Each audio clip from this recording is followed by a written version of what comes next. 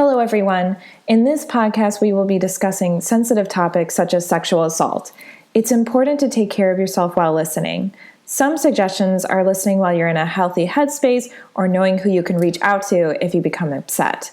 Our 24/7 helpline for crisis calls based out of Central Florida is 407-500-HEAL. By contacting the national hotline at 1-800-656-4673, you can get support and learn about your local resources. There's always someone ready to help.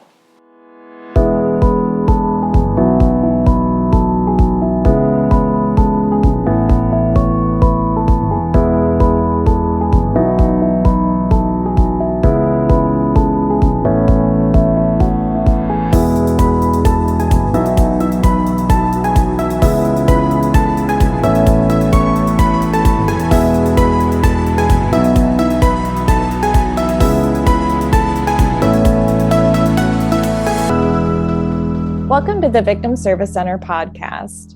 Here we sit down with professionals that serve survivors and victims of trauma or those who've experienced violence and have conversations about social issues. This week, we are talking about verbal coercion. My name is Emilie Mitchell. My pronouns are she, her, and I am the Education Coordinator at the Victim Service Center of Central Florida. With me today, I have Nicola Prichard. Nicola uses she, her pronouns and graduated from the University of Florida with her Bachelor of Science in Psychology. She is one of VSC's advocacy interns and is currently a graduate student in the Masters of Social Work program at the University of Central Florida. In her first year at UCF, Nicola interned at the Children's Advocacy Center in Osceola, working with families of children who had experienced abuse. After graduating, she plans on working to become a licensed clinical social worker and intends to continue working with individuals who have experienced trauma. In her free time, Nicola likes to read, cook, and play the piano. So Nicola, thank you so much for being on the podcast today. Yeah, thank you for having me. And I also have returning Stephen Wilson. Stephen uses he, him pronouns and is a crisis counselor and victim advocate at Victim Service Center of Central Florida. Diversity, inclusivity, social justice, compassion, and respect are values he lives by and what you can expect when joining him for crisis counseling. He obtained a bachelor's and master's degree in social work from the University of Central Florida and continues to build upon his education and skills. He hopes that together they can rebuild and repair the traumas in their lives. So, Stephen, thank you so much for coming back onto the podcast. Always happy to have you. Yes, thank you so much, Emily. Thank you for having me back. I'm really excited to have this conversation. You know, we were planning this and I keep coming back to it, honestly. I think that this is a conversation we all should be having as a society.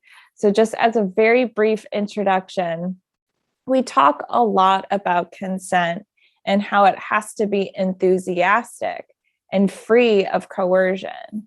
Coercion can take a lot of different forms, and today we are going to talk specifically about verbal coercion, and we'll also go over the different forms of coercion, common fear responses to trauma, how rape culture normalizes this type of coercion, and ways we can combat this culture and heal. So with that, I think that it's important that we start off defining consent. So how would you define consent? Hi, Emily. I'll go ahead and jump in. So I would, here at Victim Service Center, we like to say consent is an enthusiastic yes. I'll take that a step further. Unequivocal and enthusiastic, not passive, and an active desire. I love that you brought in active, like an active desire, not a passive one. I appreciate that. Nicola, would you want to hop in and add anything to that? Sure. I think sometimes the way I think about it is it's not an absence of no, but it's a presence of an enthusiastic yes. Because I think that some people, the concept of consent is more so if it's not a no, then it's a yes. When in reality, it should be the opposite way around, that it has to be that, as Stephen said, active, enthusiastic, and ongoing yes. Good point. Absolutely. And of course, like consent has to look a lot of different ways. You know, there shouldn't be any coercion going on, which we'll be talking about. it doesn't matter the relationship that you have with this person. It has to be continual, like you mentioned, Nicola. And, there's times where you can't consent, right? So you can't consent if you're under the influence of drugs or alcohol. You can't consent if you're under the age of consent. So all those different things. We could probably do a whole podcast on consent, but I appreciate your definitions of it being active, and we talk about enthusiastic yes. So do you want to lean in a little bit on that, exactly what we mean by enthusiastic yes? In my mind, there should be no doubt whether or not both participants want to be actively participating in the sexual activity.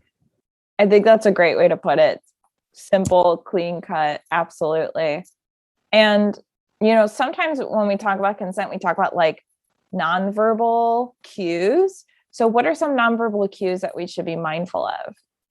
I think nonverbal cues can go both for giving consent and for not giving consent. I think obviously if someone's like very engaged with whatever activity it is, that's nonverbal communication that they're interested in this, but you still have to have that component of making sure, because that's not necessarily enough. Whereas I feel with not giving consent, nonverbal communication can be enough in that setting, because some people feel that they can't necessarily say no, or they'll give a variation on no, but their nonverbal communication, like shutting down, kind of disengaging, or kind of like keeping to themselves, looking away, getting really quiet, those are all indications that something's not right, and that's not consent. And you brought up a really good point where you said that someone might feel like they can't say no, or they feel like pressured into saying yes. And that's really what we mean by coercion. So could you define more about coercion and maybe give some examples of physical coercion? I think the way that I conceptualize coercion is the repeated violation of a boundary. So it doesn't have to be it's obviously any violation of a boundary is big, but it can be like small repeated violations that kind of break down at that boundary. And it's just the lack of respect for that boundary. And so I think it can be in the form of physical coercion. The expression of like physical strength sometimes can be enough, showing someone. I know in some situations earlier in the night, if it's say a date, someone will do something to kind of display their physical strength, and that's playing on their mind later on in the night because they can see that. So that to me is a form of physical coercion. I think that's a great example, and there could also be like displaying of weapons as well. What about you, Stephen? Do you have any other examples of physical coercion? Just simple touch and groping. You can consider kissing and touching and groping or fondling someone physical coercion, even though it's still. No, that's a good point, Stephen. I think it's kind of like engagement's happening, and then kind of pulling a hand to a certain body part, and then the person is doing a nonverbal cue of shying away, and then they keep putting the hand back to the certain body part over and over again. Nicola, you had a reaction. Did you have something you wanted to jump in on? I think what Stephen's saying is a very good point. It's almost like a variation on grooming. I think that, you can do something, it's like pushing the boundary again. So maybe you're kissing and then you'll touch someone and they say, no, I don't want to do that. But then you touch them again. And eventually you're breaking down that boundary. And then once you've moved from that, now you can move on to something else. So it's the progression of violating those boundaries. Definitely. I appreciate you all bringing specific examples too, to kind of show that it's, of course, there's the force, right? That we as a society imagine with sexual violence, I think. But it could be these other things too that might be a little more subtle, but are still, like you mentioned, Nicola, which was such a great definition, I think, of just this repetitive pushing of a boundary is kind of what we mean by coercion. And on the other side, of course, we're talking about the physical one, but what about verbal coercion? What is verbal coercion? So I think of verbal coercion as it's a form of manipulation. It could be, guilt tripping. It could be, some forms can be bullying. It's just anything that's the verbal pressure to push someone into doing something that they have expressed that they're not comfortable with. So you mentioned guilt tripping, right? And again, just kind of verbal pressure is what it sounds like. Stephen, do you have a similar definition? So I like to break verbal coercion into two separate genres or two categories, if you will. It's what they call positive coercion, like compliments, promises, and they will also fall into like the grooming side of it, right? So you're like buttering up someone in order for them to behave the way that you want and expect them to behave. And then there's the negative verbal persuasion or coercion, where you're giving threats, expressing dissatisfaction, and you're a survivor or your victim if you're the perpetrator, and also withdrawing socially from the person to make them depend and need you a little more.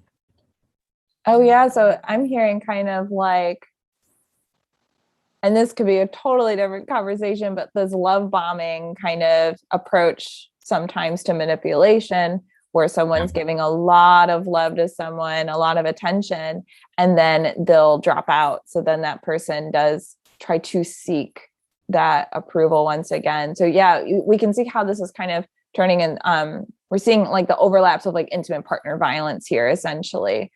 I want to go back to the physical coercion, because I think a great example of physical coercion is also isolation. Right? Removing the survivor from their support system, from, their family, everything else. So they have less contact, less support, and feel less safe. And then in turn, they rely on their perpetrator. It's basically kind of going back to that power and control wheel that we talk about a lot, right? So essentially coercion is part of that. It's just this way to, again, break down barriers, break down boundaries, I should say, and not respect someone's boundaries and saying different things to pressure someone into doing something they're uncomfortable with. What are some other examples, Nicola, of verbal coercion that you can think of? So you brought up like guilt trips, for example.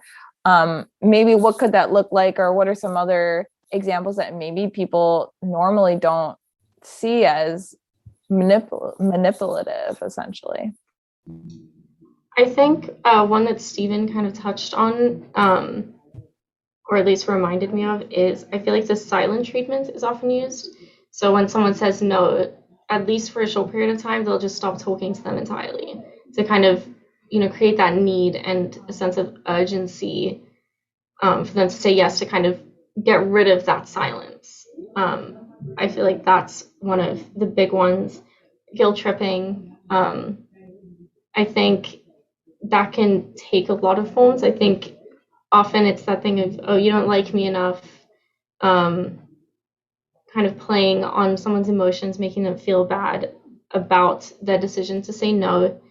I think that another one is kind of the use of roles as someone's girlfriend or partner, or if it's an anniversary, those are used as excuses for you should be doing this, kind of like the sense of obligation that's created through that.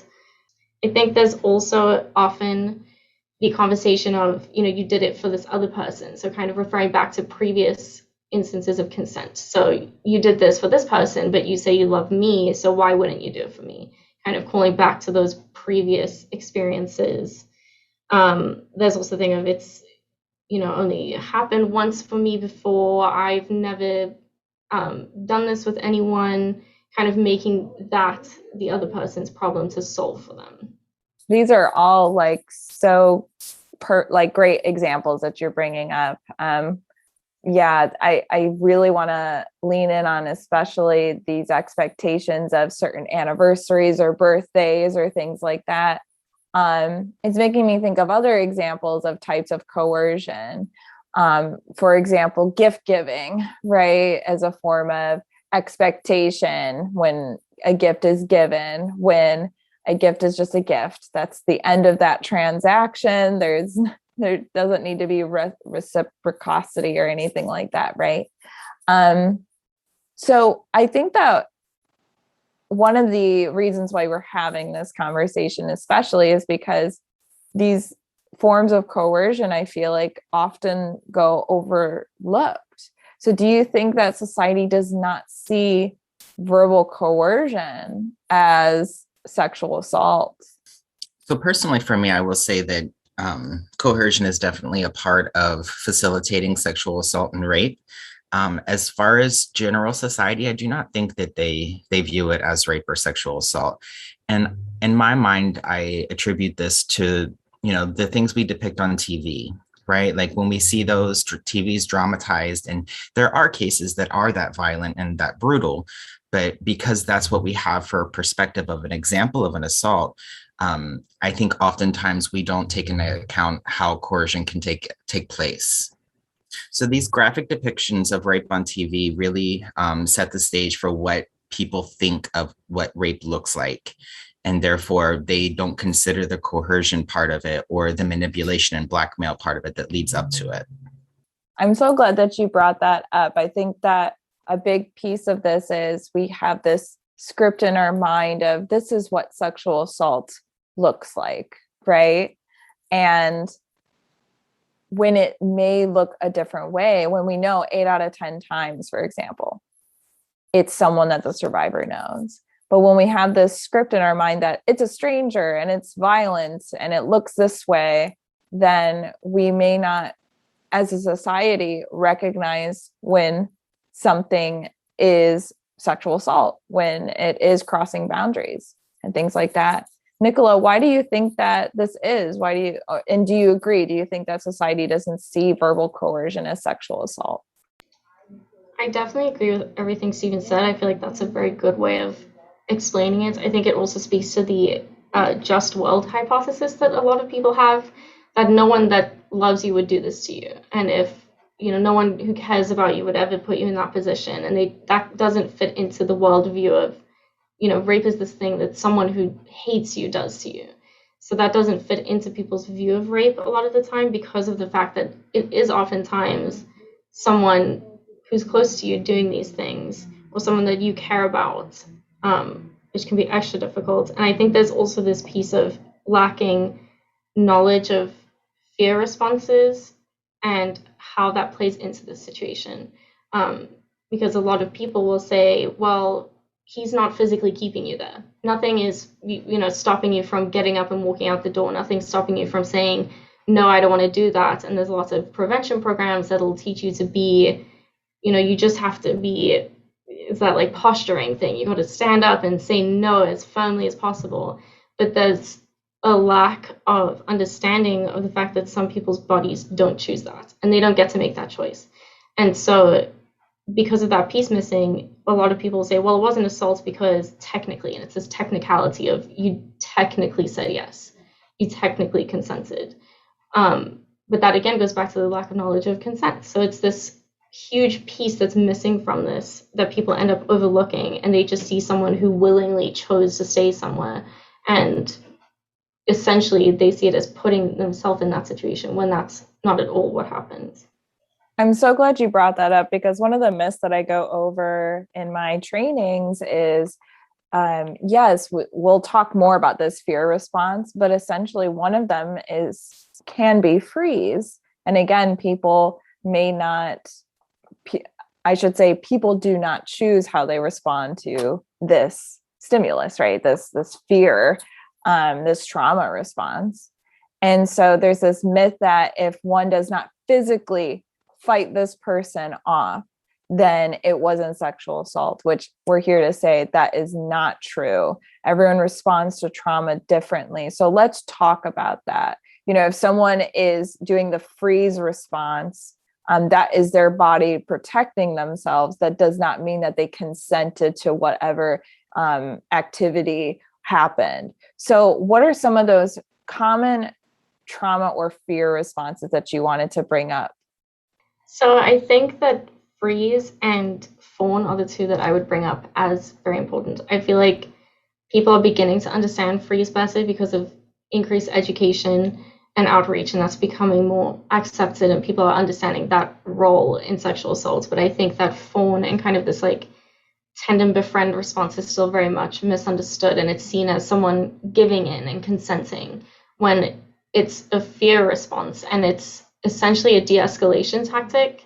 And a lot of the time, I think people don't see that the alternative and like running away, that's not always an option for people, and sometimes can be seen as escalating, getting up and leaving. And so that response is that person doing what they need to do to placate this person who they see as a threat. Their body has assessed it and seen that as a threat. They do what they need to do to stop the escalation and to get out of that situation safely. But that's misunderstood as people just giving in and deciding to do it and changing their mind. So those two, I would say, in these situations are the two most important ones to mention.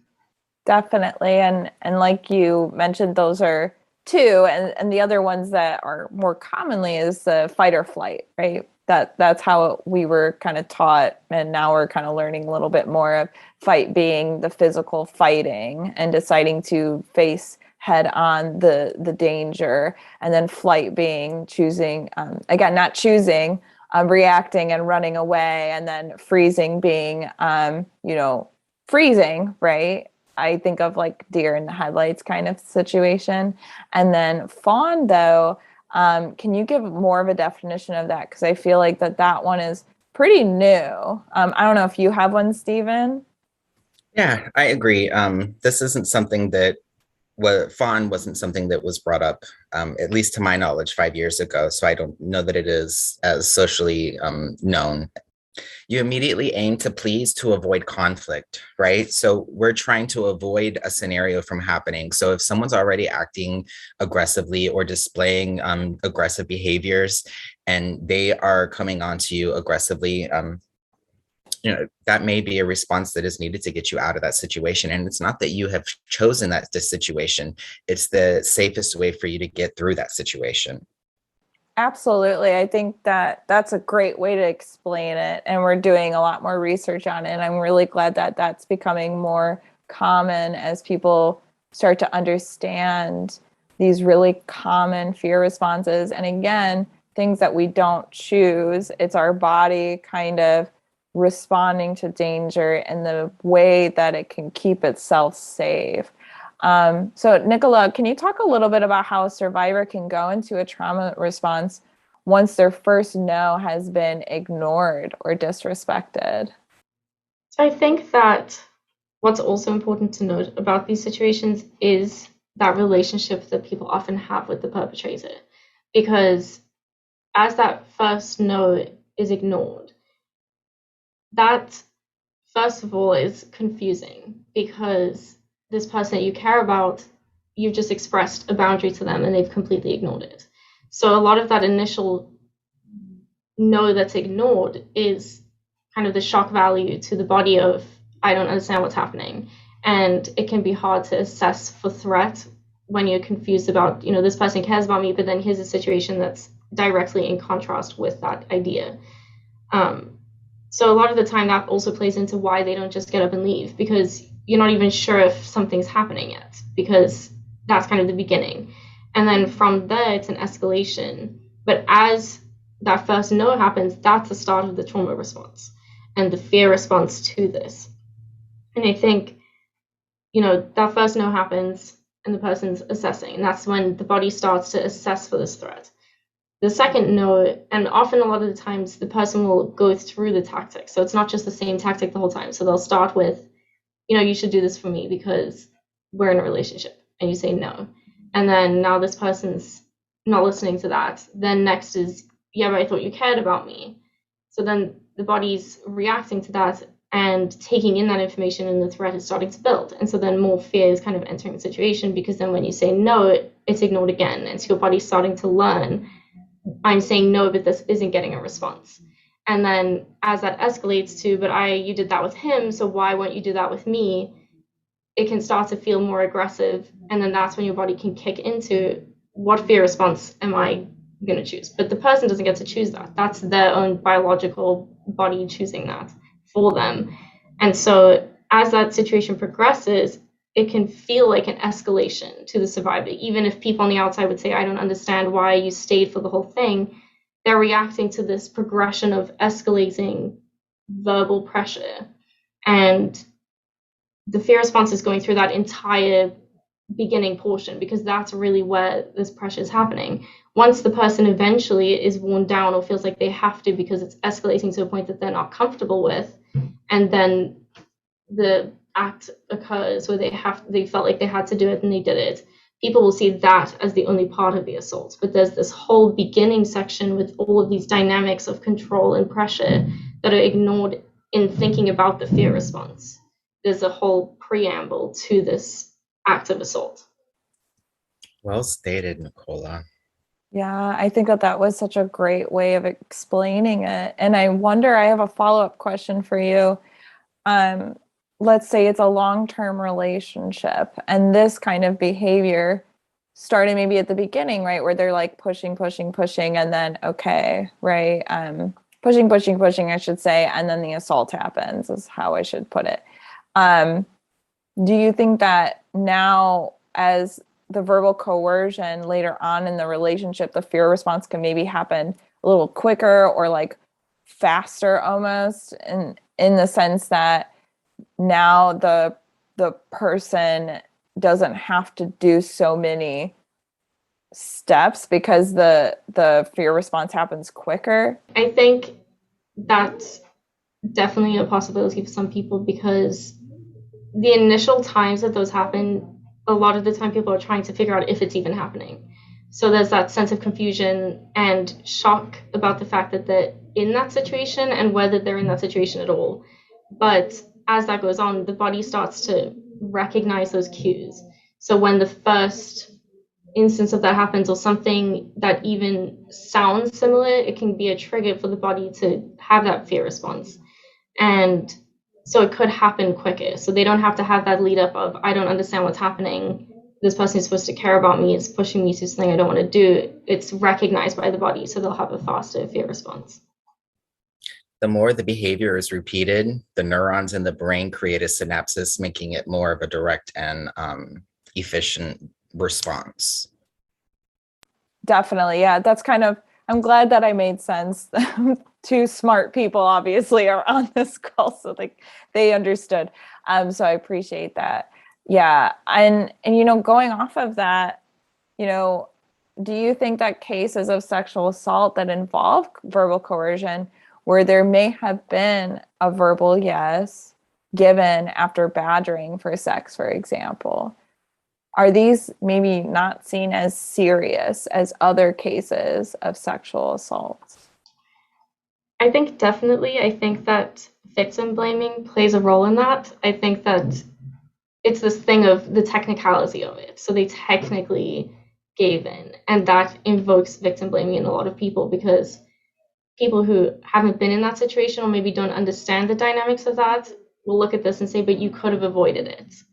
And although that's not true, they'll see that as less serious than someone who, those cases that Stephen was talking about that you see in the media, someone who didn't physically have a choice, even though, as we know, they didn't physically have a choice either. The way that it's understood, people will see that as less serious because to them, you played a role.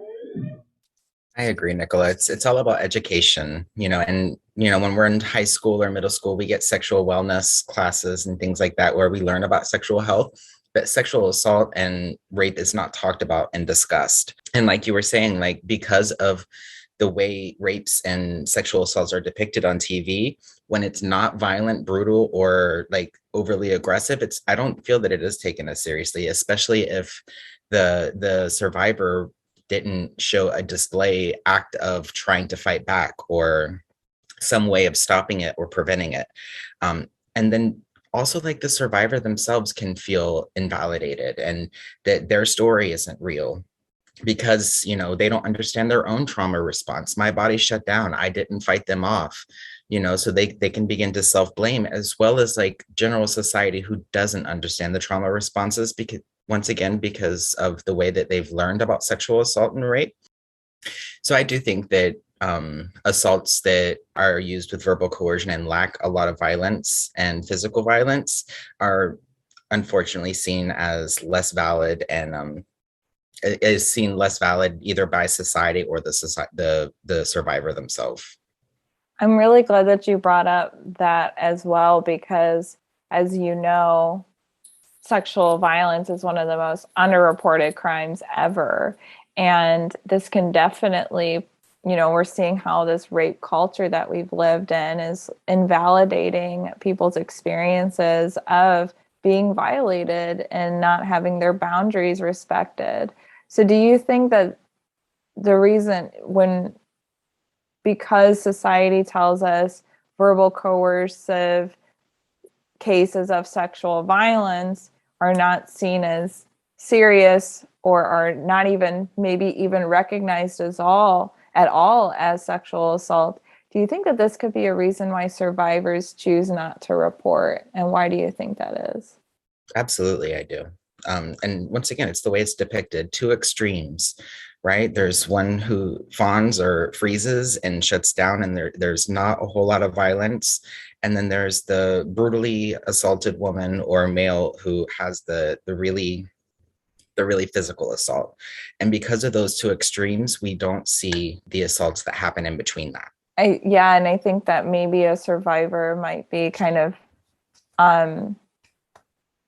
since they may not even know, like, oh, what happened to me was assault. And so they maybe are too afraid to come forward about it or don't even know if what happened to them, because we're not taught what consent is in our culture.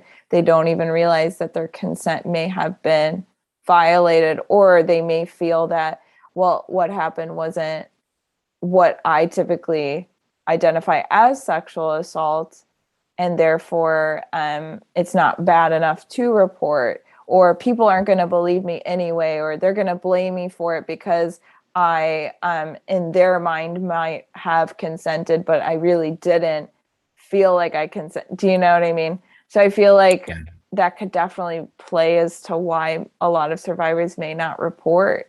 How do you think that this could possibly affect a survivor's healing journey? I think that it complicates it, and healing is complicated enough as it is. It's not simple for anyone, and it's not this linear process. But I think that it adds a layer of distrust even with yourself for some survivors. So because you may have given in or technically said yes, it's this thing of feeling betrayed by your body. So not only were you betrayed by this other person, but your own body betrayed you and gave into that situation, when even though that's not a fair assumption to make about yourself, and the assessment is more so your body was trying to protect you, and that can be hard to reconcile, because to some people you put yourself in danger, but it was to avoid a greater danger. But that can be a hard thing to come to terms with, and it's hard to rebuild that trust with yourself, and even to feel like you can trust your internal cues and gut feelings, because you may have had a gut feeling, but you yourself didn't act in accordance with that. So that feels like you weren't like true to yourself. And some publications will say, stay true to yourself, but that's not the case at all. But I think that can be hard to cope with, because it's just this feeling of betrayal from all angles.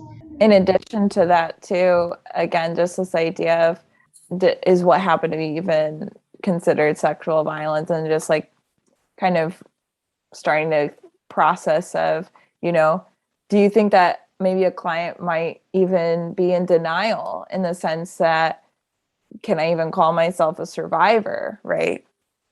That could be a piece to it too. I think that it's just really complicated. It's such a complicated thing, and I can see why that could definitely affect a survivor's healing journey.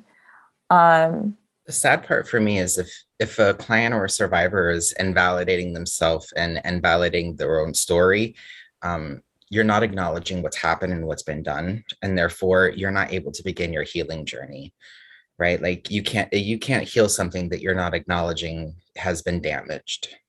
I think that's such a great way of putting it. Exactly. I think that it's very normal response to trauma is denying it and things like that. And at the same time, I think that you're right. I think in order to heal from something, we do need to kind of acknowledge it, like you mentioned. And that's why I'm really glad that we're having this discussion, because I think that I think it's super important to validate all survivors and all experiences and honor that, and just know at the end of the day, you're an expert for your story and expert in your healing. And if you feel like a line has been crossed, it has.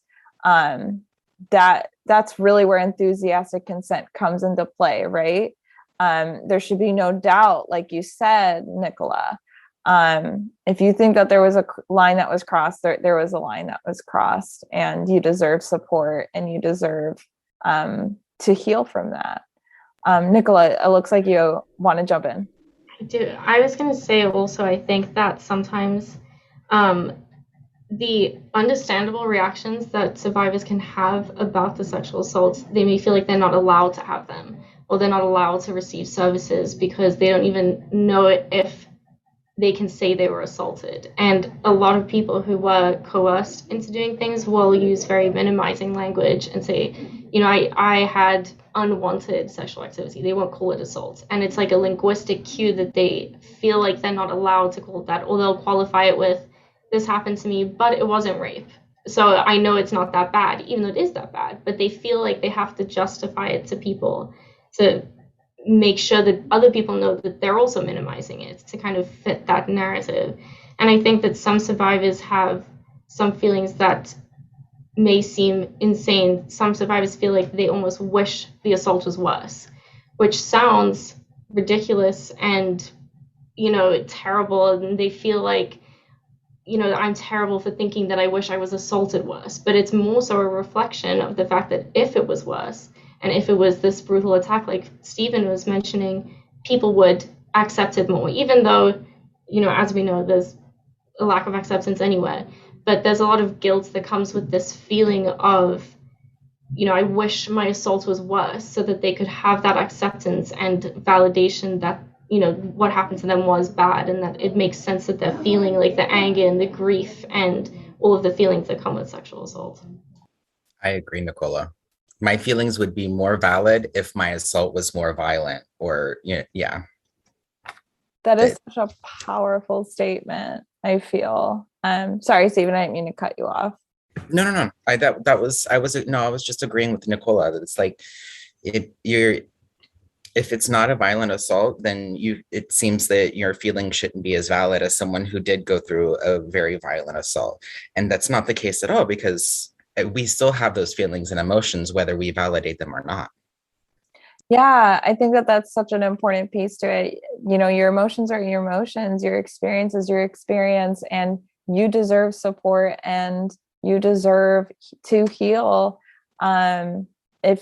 If you feel like a boundary was crossed, right? And trust that gut feeling. I think that's such a powerful point that you brought up, Nicola. It's really heartbreaking, honestly, is that it's like we put pressure on survivors in their healing journey in general. There's so much pressure on that of this is how you're supposed to feel, and this is what it's supposed to look like, and all that stuff. And it's just kind of snowballs into these feelings of guilt and all these other feelings of shame when it comes to their experience. And they're all valid, and they're just your emotions, and you're allowed to feel how you feel.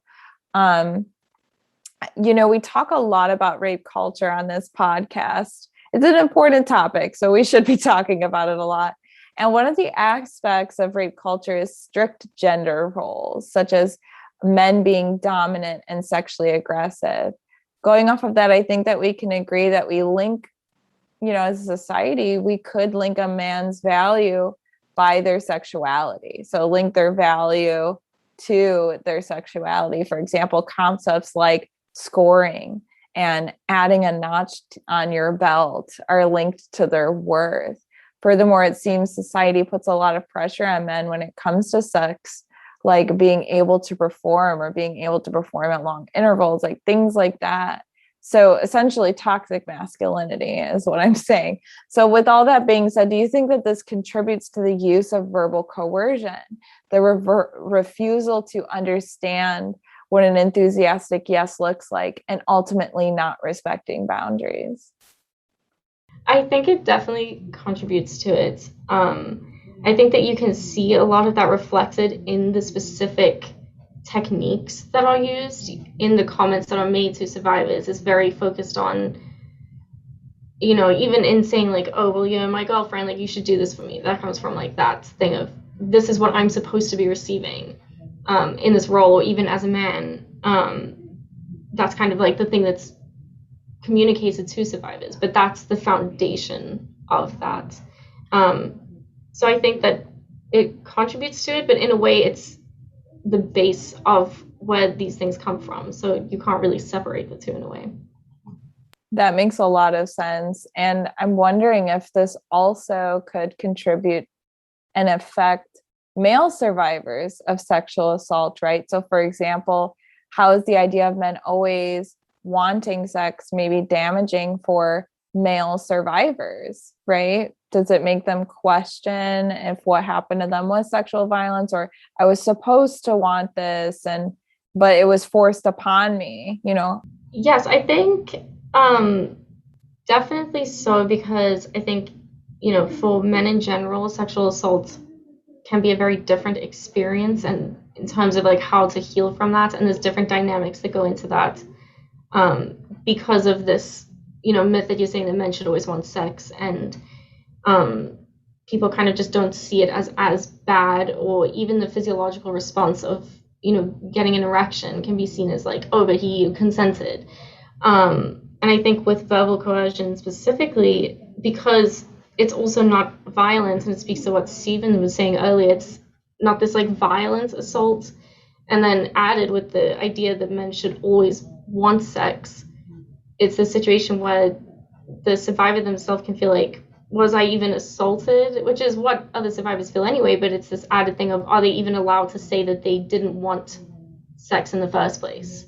Even to get to the point of saying, I had to do something I didn't want to do, there's like an added step of having to admit that they didn't want sex in that situation, which can be difficult.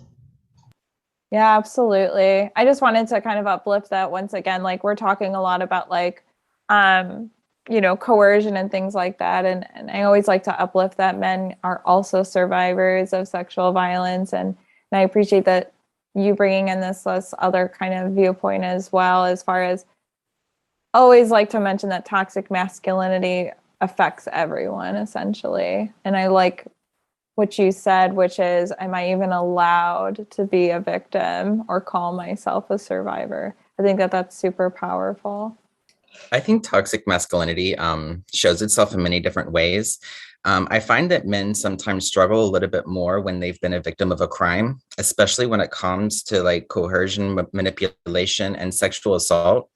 And I attribute this to the patriarchal power imbalances between genders. So, for example, men aren't used to being a victim of crime because oftentimes they are the perpetrators of crime. And when, say, a female is the perpetrator and the male is the victim, they have a really hard time accepting that reality and acknowledging those power imbalances that they were once on top of. Absolutely. I think it goes back to kind of what you said earlier again, where this idea of this is what sexual assault looks like. So if it's not fitting the script that we were taught, then we get confused and we may not call it what it is, you know? So I appreciate you bringing that into it. And with that, is there a way that we can combat this? You know, we're seeing this like, you know, toxic masculinity. We're seeing, you know, rape culture in general. Is there any way that we can like do something to kind of help combat this? I think it's important that, right, we all kind of know rape culture is out there, but there's also consent culture out there. And I think we should really lean into that a little bit more. Consent goes far beyond just like sex, right? Like sharing a photo of friends, you know, things like that. So I do think if we lean a little bit more into consent culture and teach more about that in schools, and parents as well, teaching more about consent, and also breaking down some gender norms. And luckily, I think society has already began that slow process and work of breaking down some of those gender norms. I completely agree. I think that we have come a long way and we have a lot of ways to go, but I love that you brought up consent culture. I love that where we feel safe and our consent is respected and we respect other people's consent and boundaries and all that stuff. And just starting that early and letting people know that, boundaries are good and they're a way to communicate, this is how to keep me safe, this is how to love me and all that. And then just respecting all of that. And, Nicola, you brought up something where, women can also be perpetrators of sexual violence, of course. So what are some examples maybe of verbal coercion that a woman might say that we may not realize as a society that it's actually a manipulative tactic? I think that it's very similar across perpetrators. No matter the gender, it'll just be adjusted slightly. I think the themes are essentially the same, creating that sense of guilt or obligation. It'll just be said maybe in a different way or using different roles. But I think that the actual perpetrator behavior and techniques are very similar. I agree, Nicola. And I'll also add that I think one of the most effective ways a female perpetrator can coerce a male is by emasculating them and tying that to sex. That's a really good point. And I appreciate that you brought up that, it could look pretty similar. And I agree. I think that maybe we're just not recognizing it because, again, it's not the script of, usually it's a man who is the perpetrator. But again, women could say things, of course, just like what men could say. We're like, I thought you loved me. You're my fill in the blank. So, it's been so long, or like, we're married, or things like that, or, am I not pretty enough? Things like that can be it.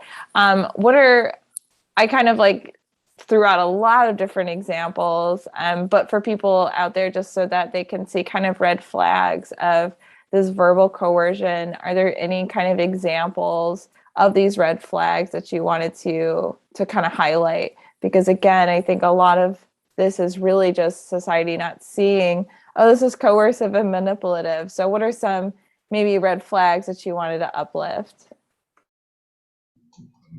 I think what underlies a lot of these red flag kind of statements is making the perpetrator's feelings the survivor's responsibility. So anything that's, you're making me feel bad about myself, you're making me feel, less than as a man, or whoever it is, that makes it the survivor's responsibility to fix that. And so they become the problem. So I think that anything that's, if you've set a boundary and that's not respected, and you have those feelings of guilt and responsibility for this other person's feelings, I think that that's the biggest red flag to look for. I think that's such a great way to put it. Stephen, did you want to hop in on that? I would add any time that there's a power imbalance. That is a red flag for me, and especially if it's being enforced. Yeah, and there's a lot of different kinds of power imbalances, right? So can you give some examples of some? Absolutely. So say your supervisor is making passes at you. That person has it's a power imbalance because that is your superior. And so therefore you may have a hesitance to say no or to report that person. I think that's such a good point. Or just age can also be one too. Grade level can be a power imbalance. Lots of different things. So I appreciate you bringing that up. I think that another thing to look out for in terms of red flags is somebody doing something for you that you have consented to, but it's kind of like based on the survivor's experience of pleasure, but using that as a reason to receive something in return. So someone who's, doing things for you and then kind of being like, okay, but what about me? That's something to look out for, because it's great and all that they wanted to do that for you, but what is the intent? If the intent is just to get something back from you, then that's leading into coercion. Yeah, it's kind of going back to gift giving, but I like that how you framed it, because it doesn't have to be a physical gift in that sense, where there's expectations to return. the favor or things like that. That is definitely a red flag. I'm really glad that you brought that up too. And I know we've been talking a lot about heterosexual relationships in this, and I just want to uplift that, of course, sexual assault can happen to anyone, regardless of gender, identity, anything like that, sexual orientation. It does not discriminate by any means. So what are some other, like, we talk about like power dynamic and stuff like that. Are there specific manipulative tactics that can happen within like the LGBTQ plus community, or certain pressures or expectations? So we do know that sexual assaults do happen in the LGBTQ community. And in fact, it happens at higher rates. And one of the interesting facts that I found is lesbians actually had higher assault rates. In the research, it didn't say why there were higher assault rates, but in my mind, I can justify this with fetishization of lesbians and straight culture. And I do think that those little things like that can contribute to rape culture. Definitely. And do you think that also there could be a specific kind of like manipulation of like, do this for me, or I can out you, or just kind of that power dynamic too? Absolutely. Sometimes not being out or being out can be a dangerous situation. And if you're with a partner who is out and doesn't have any issues with that, and say you are not out and your family has a big issue with it, that can create a big safety concern for you if you are pushed out of the closet. And so that can absolutely be used as a way of coercing someone to have sex or do other duties. Definitely. Thank you, Stephen. I appreciate you kind of shedding some light onto that. So I think, as we're coming to the end of this conversation, people listening may be reflecting on ways that they may have pressured their partners in the past. So what would you say to them? I would say to look at more than just your own wants, needs, and feelings. To ask your partner or your significant other what their wants, needs, and feelings are about the situation as well. And that goes beyond just like consent for sex. But I think by having that conversation before having sex will set the stage for a lot of other conversations around consent, sex, and exploration in the bedroom as well.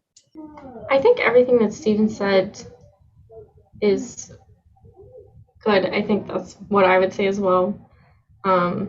Just, improving on this behavior in the future is what I think the goal would be. And I think that acknowledging this for what it is the first step in that, and kind of seeing how, yes, there may be a lack of education because of the way that the world sees consent currently, but that doesn't mean that you can't do better as an individual, and you can't implement these ideas yourself to improve upon this.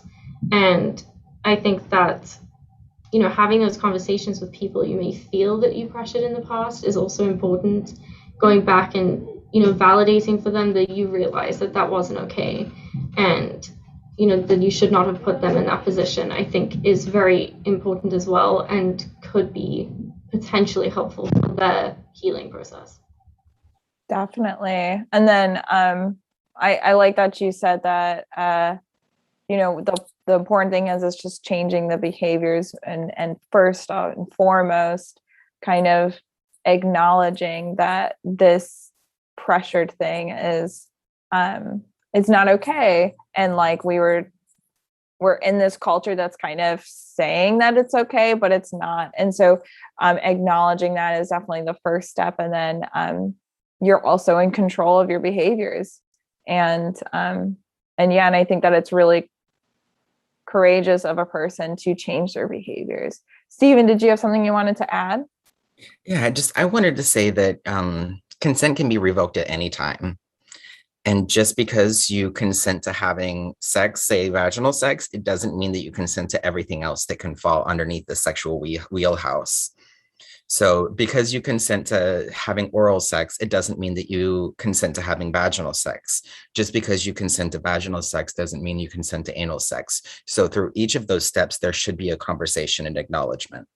I'm so glad you brought that up. Yes, there should be no surprises. Everything should be informed and talked about and asked, right? There should be no assumptions. I appreciate that, Stephen. And going off of that, there could be people listening that are starting to realize that, oh, I did experience verbal coercion or things like that. So what would you say to survivors who experience this verbal coercion and are not sure what to do? I think first and foremost would be to feel like that's valid. I want survivors to know that what happened to you was wrong. And I feel like there's, if you do a Google search for verbal coercion, there's an increase in materials that are kind of made for survivors to understand that, but there's still much less than any other form of perpetrator behavior in sexual assault. And so I think that even looking for materials online can be a very frustrating and invalidating process for survivors. So I think that, putting this message out there of what happened to you was bad. You did not consent. You're allowed to have any feelings that you have about it, the grief and the anger and anything that you feel like you're not allowed to feel.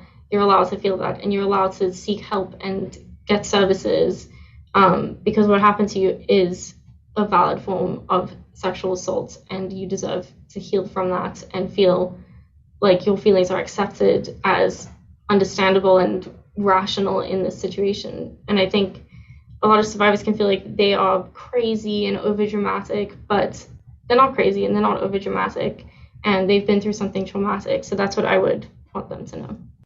I love that. I really appreciate that, Nicola. And you mentioned that, researching verbal coercion, there's some stuff out there. And I know that you found something called the consent toolkit. So I don't know if you wanted to talk a little bit about it and ways that people can find it. Yes, I love that consent toolkit because it's probably one of the best resources out there that actually talks about verbal coercion. And there's also some stuff in there about fear responses. And I think that it does a great job of discussing that and giving examples of situations where this might occur that can help people to maybe recognize situations that they've been in. And I think its explanation of consent is great, and it gives examples of what's not consent, which can be helpful too. But it's a great resource. I think that it can be helpful for people to kind of validate that, they didn't give consent. Sometimes just even having that validated for you can be very helpful and powerful. Definitely. And how can someone find this consent toolkit? So how you find it is it's from the Rape and Sexual Assault Research and Advocacy website, rasara.org, and they have a sexual consent toolkit. The way I found it was I Googled consent toolkit, and I think that it was like the second one that popped up. And you can get a PDF version that has everything in one place for you. That's awesome. And I think I'll put it in the description too. So if people are interested in checking it out, definitely. So I appreciate that. And thank you both so much for this great conversation. I think it's a great place to kind of sign off. But before I do, is there anything else that you'd like to say or bring up that we may not have mentioned before we say goodbye? I would just like to say anyone who has had those boundaries crossed, I encourage you to seek out help. The Victim Service Center here in Central Florida, we serve the Tri-County area with Seminole, Orange, and Osceola County. And every county has a local rape crisis center as well. So feel free to reach out and see what services they offer. And one of the services we offer here at VSC is the Passion Flower Project, which Nicola and I are the facilitators for. I'm so glad you brought that up, Stephen, because I know that we're going to be talking about that particular support group, but on the podcast, actually. So we'll have a future episode about it. So people who are listening, look forward to it. But can you tell me just a little bit about it? So people meet and they go in the garden and things like that, or? Absolutely. So it is a therapy support group that meets in the northeast corner of the parking lot of Victim Service Center. It's a butterfly garden where we learn to process our trauma and traumatic experiences. The current season is CBT. So what CBT is cognitive behavioral therapy, where we learn how our thoughts influence our feelings and how our feelings influence our behaviors. And sometimes those negative thoughts can influence a lot more than just what happens internally. But yeah. The Passion Flower meets every other Thursday, twice a month. Awesome. And we'll learn a 4 lot more o'clock. about it. Oh, I love it. I love it. I love that. I love seeing it every time I come in to work. I'm always like, oh, it's such a beautiful garden. And we'll talk a little bit more about it on our podcast. So stay tuned. But is there anything you wanted to say, Nicola, before we sign off?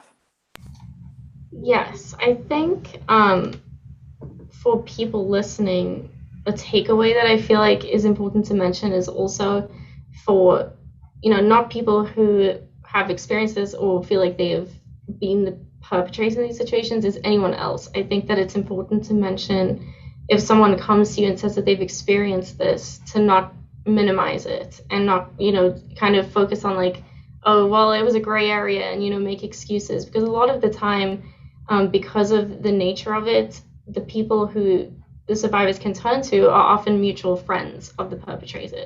And I think that it's important to mention, don't minimize that person's experience and, validate that. And even if you may have some complicated feelings about it because this person who they're saying did this, you may not know that person in this context. And so you don't know what they're like when they're in that situation. And so I think it's important to make people feel supported and validated. And so I think that's one takeaway that people who have no experience with this kind of form of sexual violence can take away from this. And I think it's also important to mention, even for agencies, I think that a lot of, even paperwork can reflect very outdated ideas about sexual coercion and can focus on this kind of positive spin on, be assertive. And I think it's important for agencies to also make updates and keep with that to not alienate clients who may have experienced this form of sexual violence or, read that and feel like they can't receive services here because it doesn't reflect their experience.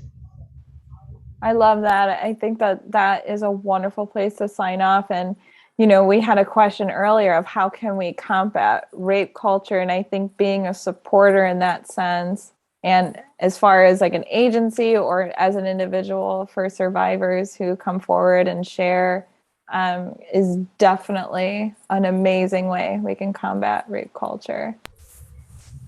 I have one last thing that I forgot to say. I think that also an important part of this is having conversations with perpetrators, but not by the survivors, but by other people in their lives, because of, as I mentioned, it's often a mutual friend. And even if it's not, I think that particularly men can play a huge role in preventing coercion and this kind of sexual violence by listening to the way that their friends talk about their sexual encounters and calling them out for this behavior and, letting them know that that's not okay. Or, when they explain things, having those conversations with the people who are doing it is one of the best ways to prevent them doing that in the future and to prevent future sexual assaults. Yeah, I completely agree, Nicola. That's, being an active bystander is such an amazing, power that we have. And I think that I agree. I think, whenever we find ourselves in a place of power and we can use our voice to protect those who may not be able to protect themselves, that's such a powerful tool that we all have. And it's a way that we can help end, sexual violence. So I appreciate that. So I think that's a great place to sign off. So thank you for listening to the Victim Service Center podcast. The VSC is a nonprofit organization that provides free, confidential counseling services to survivors of any kind of trauma in Central Florida. To learn more about our services, please visit victimservicecenter.org. And to everyone listening, healing is not linear. You are not alone. And thank you so, so much, Stephen and Nicola, for joining me today. Thank you for having us. Thank you.